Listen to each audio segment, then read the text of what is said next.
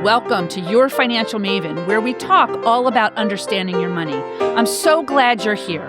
I'm Samantha Mittman-Besnoff, certified public accountant. I've been in the accounting field for over 30 years, and I absolutely love sharing my knowledge all about your financial empowerment. Enjoy the podcast.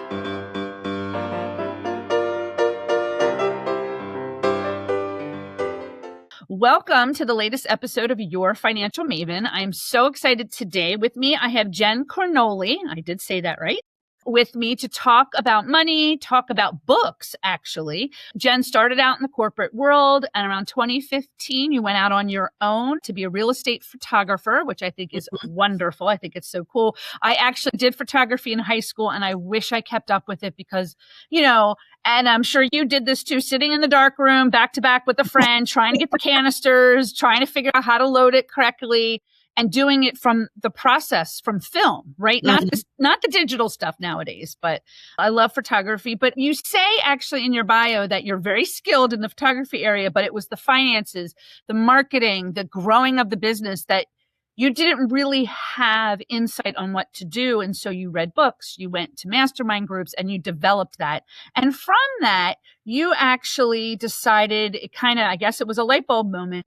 You developed the She Reads, She Leads book club, which is a space for women in the professional area, in the entrepreneurial area, to learn personal development and business skills, also being able to connect with others, and of course, sharing what you've learned and tried. So Jen, welcome to Your Financial Maven.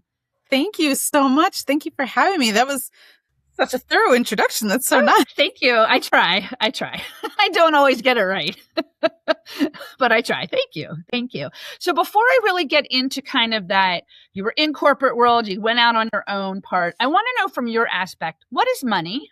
Money is access and freedom. It's a tool to be leveraged for hopefully better and to do good things with, but it is a tool. It is. I love it. And, in the 3 years almost of doing this podcast, I have learned so much about what people think about money, whether it's in the personal space, in the business space. And a lot of times it's a tool. A lot of it is about freedom and that space to utilize it. So I don't get tired of people telling me it's a tool because they view it as a tool. The way they're utilizing that tool is different compared to what they're doing, compared to what I'm doing. So I love that.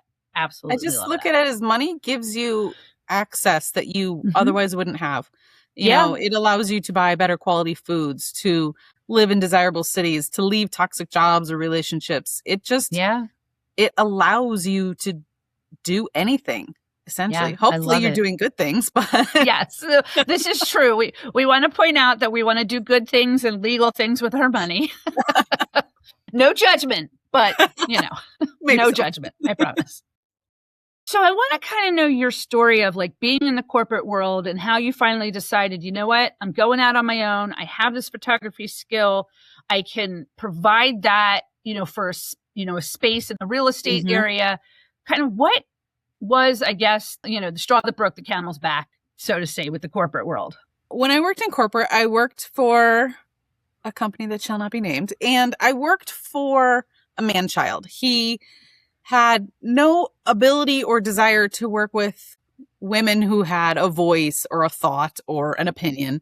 And I have all of those things very loudly. So it's very difficult to have to have a symbiotic working relationship. And he was the owner's pet and he got me fired. And it was horrible because I was really good at my job. I was exceeding all my metrics. So there was no actual reason to lose my job. So it was a real light bulb moment because it told me that when you work in corporate or when you work for someone who does not know how to manage people, you are at the whim of anything.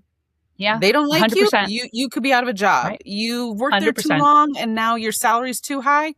You could very easily be out of a job. And I don't want my money messed with, especially not on someone else's insecurities or whims. I like money. I want to be able to have a lot of it and use it for my benefit and my family's benefit. So losing that job allowed me to shift my priorities because I was a single mom at the time. I had a kid who was in middle school, and it allowed me to suddenly make decisions that would work better for my family. I now didn't have to be gone from 8 to 6 every day, having my kid in after school care. I could create a schedule that worked for my family. Yeah. Which I think for women in particular, and just people in general, being able to have that flexibility. And don't get me wrong, right? You work for yourself. I'm a solopreneur. We're still working, right? It's still there. Being able to set those boundaries and say, you know what? My kid's sick today. And yes, I have some things to do, but I got to do this first. And nobody's going to tell me that I can't do this. I mean, part of the reasons why I went out on my own, I held a variety of accounting jobs. I've been in the public accounting world. And again, that expectation of what you're supposed to do. And if you buck that system, well, too bad, even though you might get your work done, kind of a thing. But, I have 2 young kids. My youngest suffers from a rare migraine disease. So my older son was going into 5th or 6th grade. My younger son was going into 3rd or 4th. I can't remember, year-wise. And I'm like, I need to be there more for them. So I agree with you, that flexibility. Now, I have my husband who's had his job for over 30 years, right? We had that stability. So me kind of going out on my own didn't hurt us per se. But it's that taking that next step, right? Yeah. And I'm sure it was very scary for you. Of course. I mean, especially, when you live in Southern California, rent is an entity unto itself. So right. I can only imagine. That always has to be in your decision-making skills. But it's just strange when, as a 40-year-old woman, you need to ask permission to, take an hour and a half lunch instead of an hour because your kid has a thing at school. And it's like, I'm grown. I know how to do my job. You need to be able to trust me to do my job rather than being treated like a child. Yeah. And don't get me wrong. Corporate world is for some people. Corporate world isn't for everybody, right? We're not bashing corporate world. It's just, if we find that ability to kind of move out of corporate world, why not? So from that aspect of then your business, now you're creating this real estate, photography business and reading different things, doing mastermind groups. What is it that kind of finally said, hey, reading these books and learning this knowledge about how to run a business, from marketing, from the accounting, the finance side of it, the growth side, the scaling side, kind of what sparked you to then create this, women's book club for women in the entrepreneurial space? I suddenly realized I knew nothing about personal finance because it all started there. Growing up, my thought was wealth is for a different type of person. Investing is for a different type of person. Knowledge about loopholes when you file your taxes, that's for a different type of person. That's for... Although I will tell you, the knowledge on taxes, that's where someone like me comes in as a CPA and a tax professional, because to be honest, the tax code's 700 plus pages long. I don't believe there's anybody out there now, except for ChatGPT or AI, that would know, right? That loophole. But it's the idea of where do you go to research it, right? Yeah. And it scared me that am I destined to work and just toll away for pennies for the rest of my life? It's there's got to be a better way. So I started listening to books about personal finance, and I started with Dave Ramsey, and I have since grown to realize not my cup of tea at all. And there's nothing wrong with that, right? He does have a very valuable insight on things, but it might not be the way it works for you. And there's nothing wrong with that.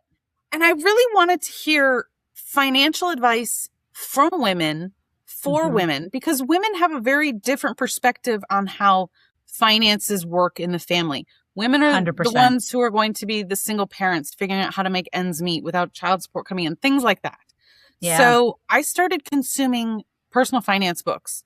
I'd be photographing a house. I'm in these houses by myself anyways. So I'd have my headphones on listening to an audiobook. I'd take the dogs for a walk, listening to an audiobook, things like that. And I started to realize this isn't for someone else. This is for me. And I just need to have my mind open and be willing to ask, what don't I know? Right. Who does know? And be willing to be I never want to be the smartest person in the room. I want to be in a room full of brilliant people and glom off of them. What can you teach me? Right. And I think you make a very valid point there that I think people don't realize, and especially women, and if they don't talk about it, right, that's kind of why I'm doing the podcast too, trying to do more women education, financial literacy. And why you're doing what you're doing is we have something in common, or if we don't know, maybe somebody else knows that. So that's why we need to have these conversations. We have to have the conversations to encourage and build that confidence. And then, no, I'm not the only one that like is bringing in money, but like, I don't see the profit at the end of the day because I've got to spend so much to get myself to move forward kind of. Yeah. And operating in community is like the cornerstone of why I wanted to have a book club, because I mean, for a few reasons, like women throughout history have never existed as solo. We've always existed as community and helping each other and supporting each other. That's historically how women have always been a part of every tribe. And even when it just comes to like reading a book, there's this thing called the learning pyramid. And if you picture a pyramid and it's got the wide bottom and the narrow top. When you read a book, regardless of the topic, it could be business, finance, it could be fiction, you're only retaining 10 to 20% of that content. As soon as you start talking about it and having conversations about the content, you're retaining about 50% of that content. So you get another little level of your triangle. And then when you start implementing it, it goes up to 70%. And then when you start teaching it, you're retaining like 90% of the content. So learning in community, it not just feeds that, social beast that we all need to feed, but it's even just on the selfish side, helping you retain all your information.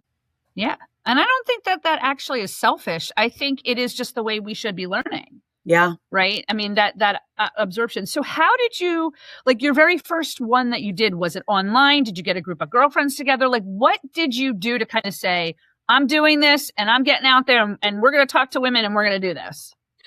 I had joined a sort of mastermind group, and it was a coach who had a membership teaching people how to build memberships. And I'm like, that sounds like exactly the type of business model I want to evolve out of photography into. I want something that is a subscription-based business model. And I was like, okay, what can I talk endlessly about? Plants and books. And I'm thinking books have the power to change the world. So let's talk about books. And I'm already consuming all these business books. So I just started reaching out to women on LinkedIn, women in my networking groups. And I'm like, who out there wants to read, wants to improve, wants to be a part of a community, who wants to mentor and be a mentee? And I got a lot of people saying, yeah, that sounds great. Let's do that. That's awesome. Once I had half a dozen women, it just lit the fire and we put it all together. And we started with our very first book, October of 24. And we started with the E-Myth, which I thought was the perfect way to launch into a discussion about entrepreneurialism, is to read a book about it. Yeah. Yeah. I love it. I mean, I'll be very honest. I am not a great book reader. I mean, I do listen more to books on tape. I think it's that finding something that is of interest to me, but also finding that time, right? Because we're running our own businesses. It can be very stressful, but I don't know. Part of me is like, ooh, when I get off the call here with you, I might just say, ooh, I'm signing up, because, I've been in business for 12 and a half years. I've been in the accounting world for over 30. I have a different set of understanding of running businesses from that aspect. But the marketing, the growth, the scaling is not necessarily my forte. So having these conversations with other women, I think, is fabulous.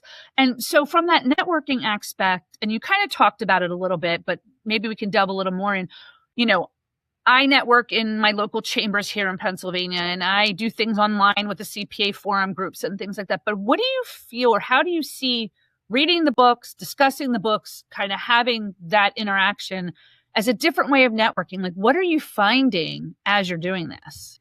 In our group, we have all different types of women in different professions. We have people who are creatives. We have people in the medical field. We have people who are in banking.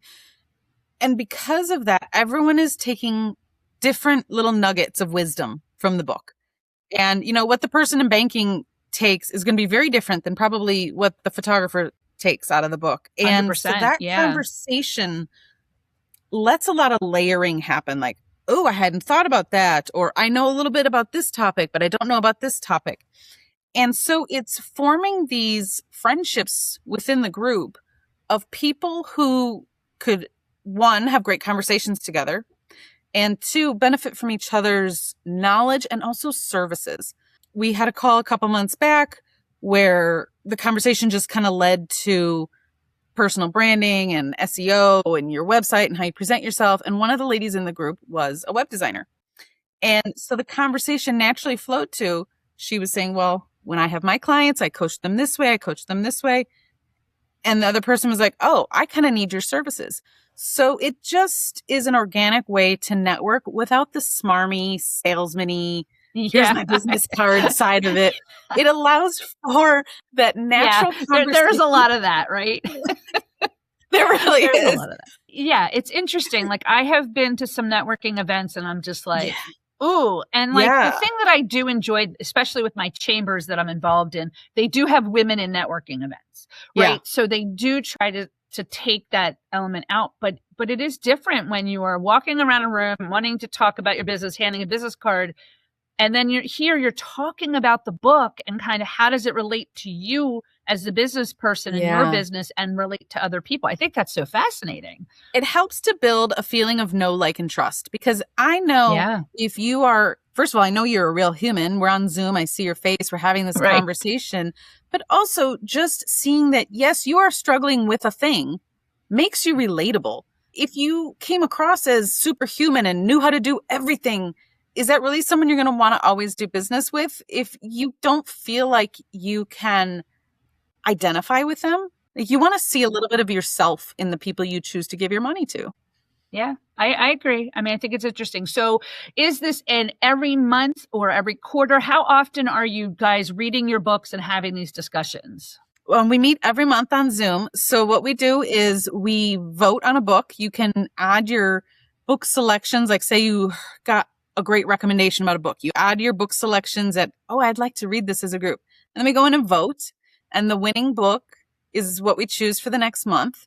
Everyone goes, reads it on their own. We have a Facebook group. So that way, if you have questions or want to rant a little bit, whether you liked it or didn't like it, it's a great place to have conversation with each other's sort of impromptu. And then we come together once a month on Zoom to have these discussions. We intentionally keep it on Zoom. So that way we are not limited to, our little bubble here in Boise.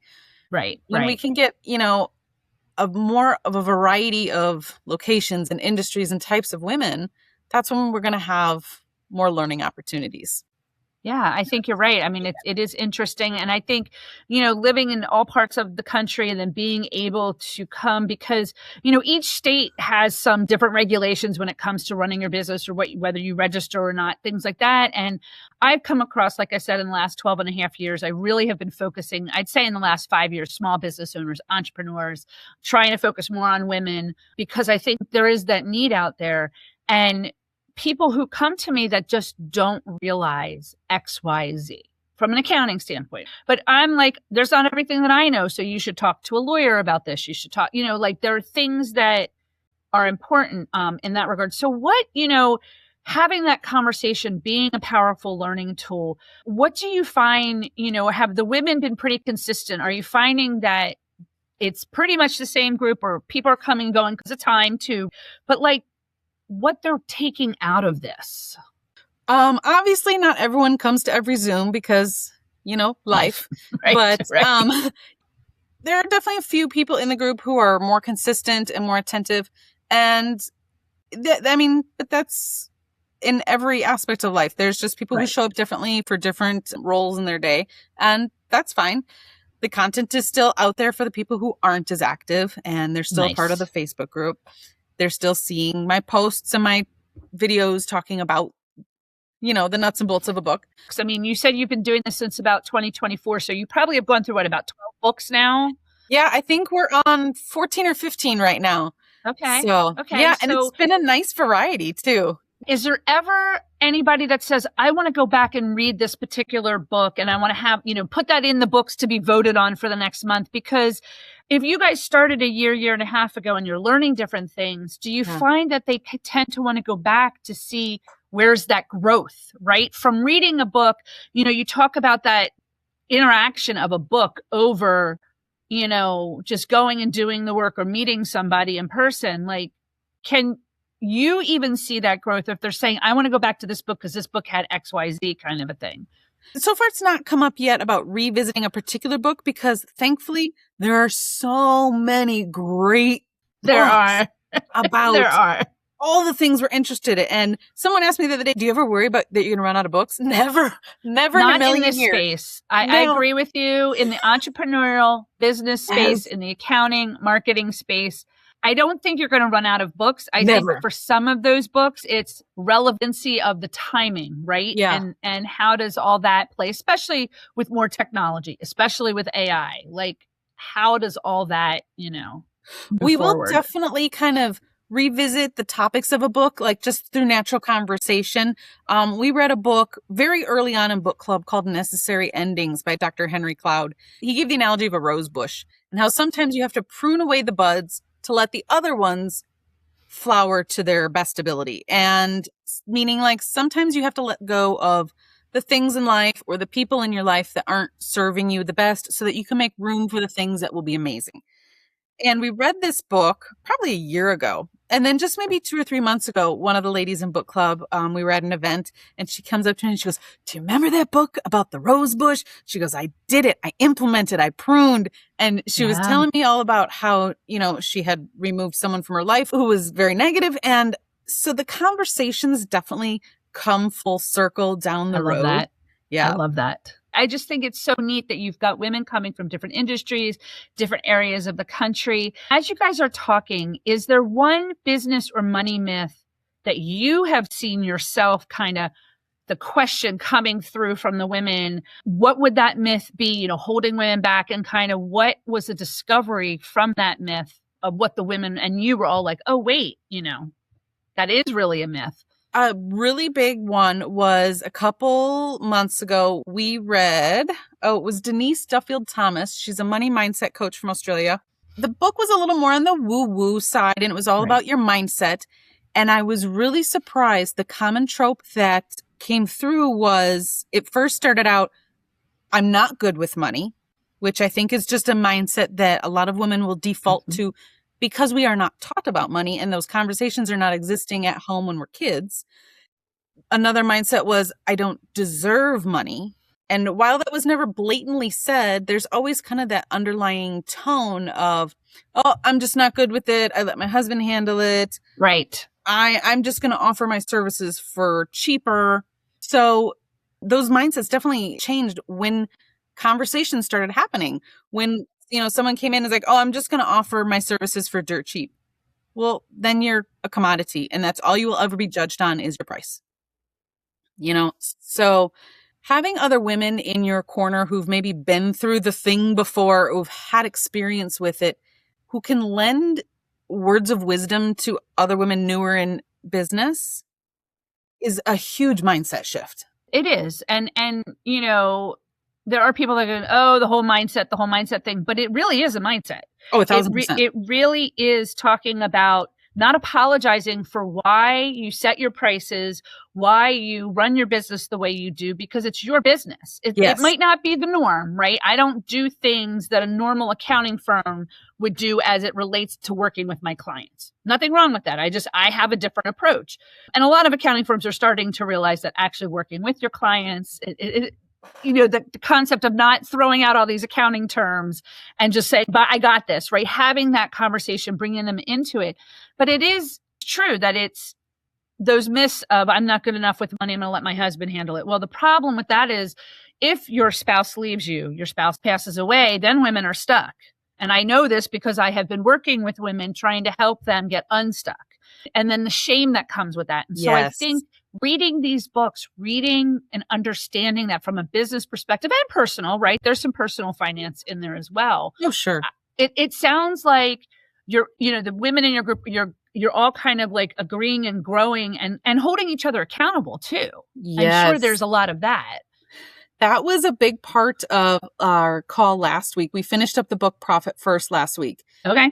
And it was very new to the concept of it was very new to a lot of the women because it's opposite of how we are ever taught about money 100%. And paying bills. 100%. And here's the interesting thing. I got through halfway through the book because my brain with being an accountant, but the concepts of it are actually truly amazing to a degree. Yeah. Now, I don't follow it as strictly as the book said or the author said. And I actually, somebody was talking about it at a business networking event that was in Philadelphia, the Small Business Expo. But it is intriguing, even from an accountant standpoint of, hadn't even thought of it that way. Yeah. Well, and that goes with a lot of the books too. And we had a guest on the call. His name is James Rich. Him and his wife have a money coaching business. And he said this great phrase, and it applies to all the books. Eat the chicken, spit out the bones. Not everything needs to apply to you all the time. Take the good, take the useful, and if it doesn't apply, or if it's not your jam, or you don't align with that with your values, leave that to the side. That's fine. It's not always 100% going to be for you. Right. But it was really great because at the end of that call, talking about Profit First, it was the first time we said, okay, what are our action items? And everybody stepped up and said, okay, over the next 2 weeks, this is what I'm going to do. And it was all very specific lists of tasks, and it was different for everyone, depending on where we are with our business and our financial literacy. But it was great because having that specific thing that is said out loud, it makes it real when you say it out loud. It does. When there's the recording lives and we can go back and hold each other accountable and be like, hey, did you do that thing? Oh, no, I didn't, but I really need to. Yes, you do. Yeah. Having a group of women to hold you accountable to do the good thing. 100%. Yeah.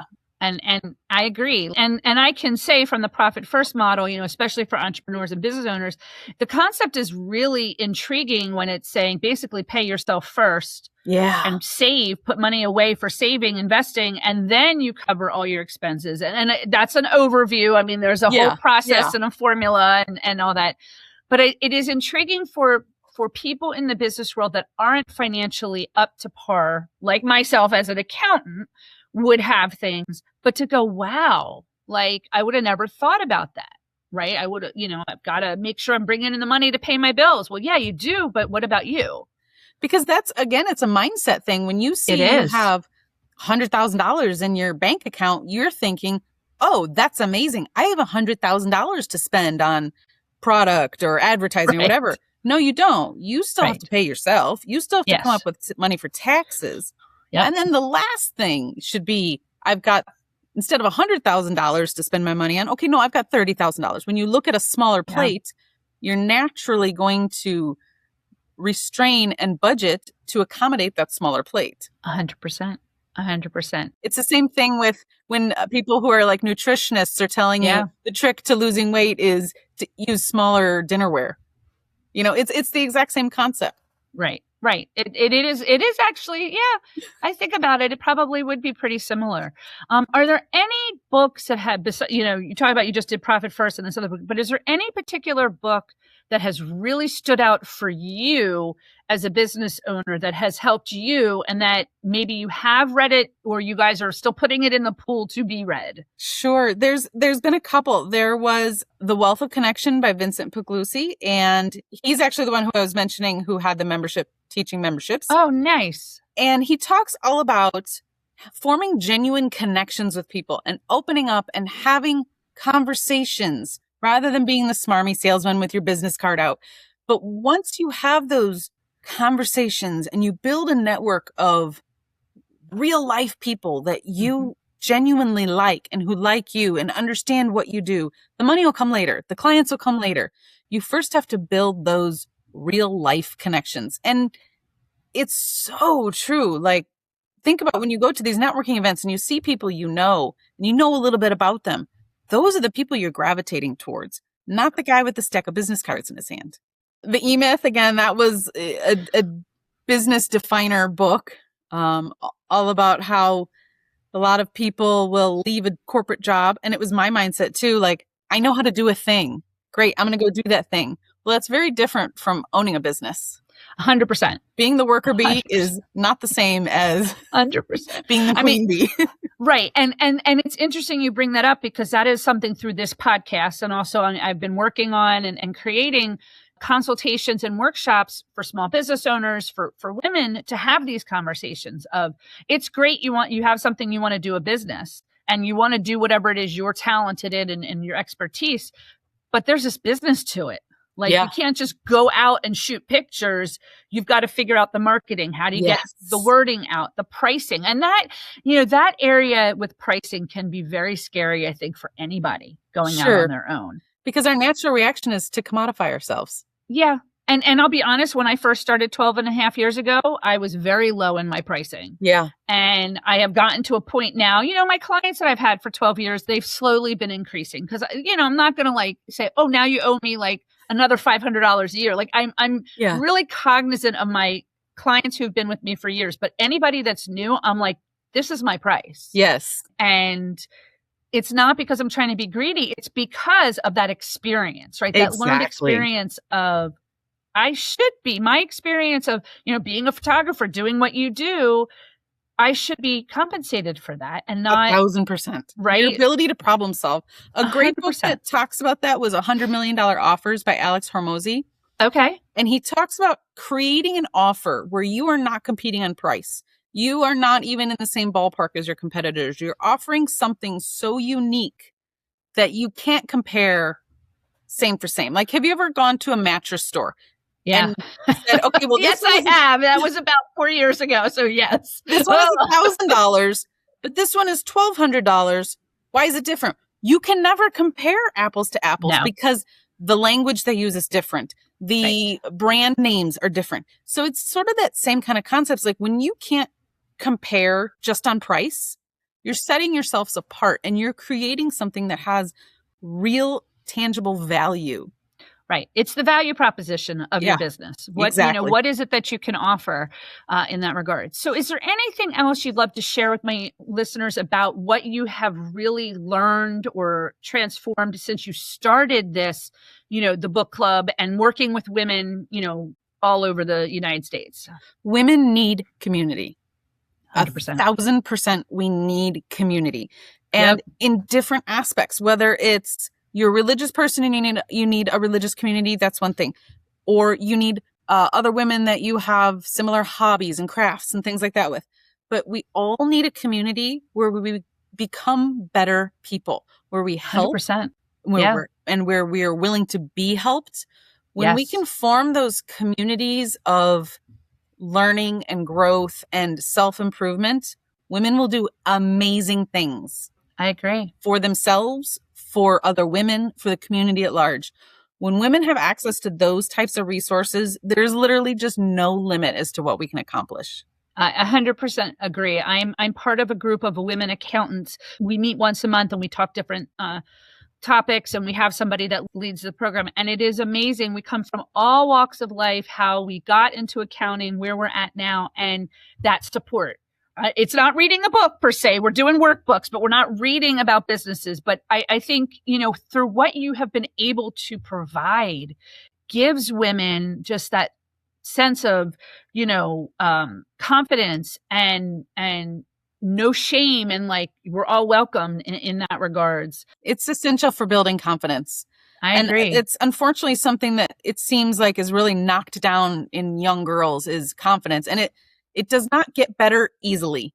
You really have to put in the legwork to build your confidence up. Forget being a normal level, but to get your confidence to be working for you, it's a lot of work. And when you have other women uplifting you and teaching you, it's so much easier. And you find that through these books and through this, that whole world it's elevated, I guess, to that next level. Yeah, it is. And when you can be vulnerable with your group, it's life-changing. We did that Money Mindset book we did a few months ago. We were having our Zoom call and a lot of women really opened up about personal, baggage that they were carrying and tears were shed. But after, okay, let's have our moment to cry a river, but then let's build a bridge to walk over it. Yeah. Yeah. I love it. Is there anything else you'd like to share? And also any call to action and how we can find you? on the website, shereadsseleads.com. Obviously, you can join book club from there. And I will even happily give a free complimentary first month when you sign up with a promo code SheLeads30, all in caps. Okay. And I'll have that all in the Perfect description. On the website, there's a place where you can go and download a list of must-read books. It's the top 3 books across 6 different categories. So things like personal finance. These are the books you need to read. Wealth building, networking, outsourcing, all the building blocks of being an entrepreneur, but also just the essentials of being a smart woman and having intelligent conversations with other women. Yeah. You need to start from a base, because if you don't go out and seek this knowledge, it's not just going to suddenly magically be in your head. Right. So, and that it's a free guide, and love it. It's a great place to start. Well, I will have to get myself back into like I said, it's not that I don't want to read. I just, right now it's tax season. I'm crazy. I'm busy, but having an audiobook to listen and I work out of my house now. So I'm not driving to my office anymore. I gave up the office I had after 6 years. And so I'm home. So I'm not leaving the house as much. But also it's helpful to realize that some of the books are hard to digest. Yeah. Some of them are mathy. And like when I was listening to Profit First, I listened to the audiobook, and there's a part where he's talking about Excel spreadsheets and cell D3 and C2. Right. And I'm like, I can't visualize what that means. Right. So sometimes you're not going to absorb everything. You're just going to listen to it. Yes, sometimes some of them are repetitive. Sometimes it could have been a pamphlet, and that's fine. Right. But get the gist of it. I love it. And have women to talk to them about. Right.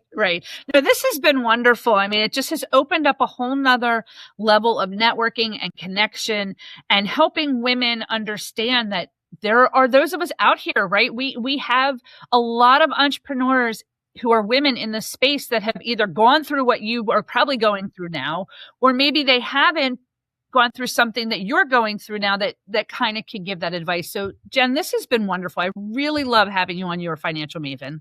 Thank you so much for having me. It's been so fun. I love talking with other women about all things money. Yeah, it's great, isn't it? It really is. We do amazing things when we have money. 100%. Informational and entertainment purposes only. It is not meant to resolve your specific financial needs or situations. Please consult with your CPA, tax, or financial professionals. Your Financial Maven is hosted and produced by Samantha Mittman-Besnoff, CPA, and Your Financial Maven, LLC. Editing is done by Chris Zarnock of KM Zen Creative. Music is written, composed, and performed by Daniel Shore.